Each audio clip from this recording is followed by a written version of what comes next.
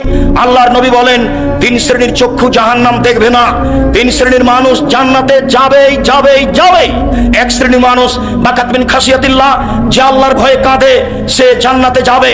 দুই, হারাসা ফি সাবিলিল্লাহ, যে আল্লাহর রাস্তায় পাহারা দেয়, দিন ধর্মের কাজ করে, সে জান্নাতে যাবে। তিন, গাজাতান মাহারিমিল্লাহ, অপর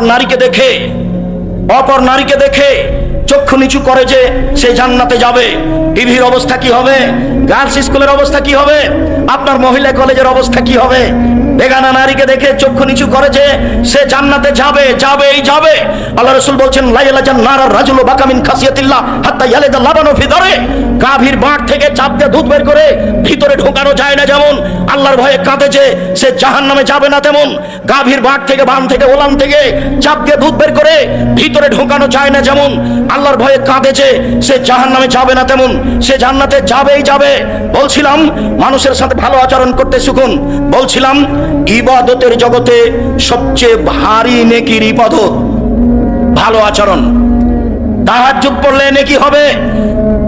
বলেন, রাসূল সাল্লাল্লাহু আলাইহি সাল্লাম বলেছেন, ইন্না আসকালা শাইইন ইদাউ ফি মিজানিল মুমিন ইয়াউমাল কিয়ামা খুলুকুন হাসান।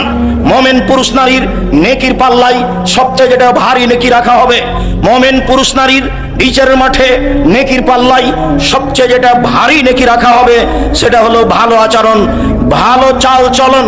লোকে বলে ছেলেটার স্বভাব ভালো।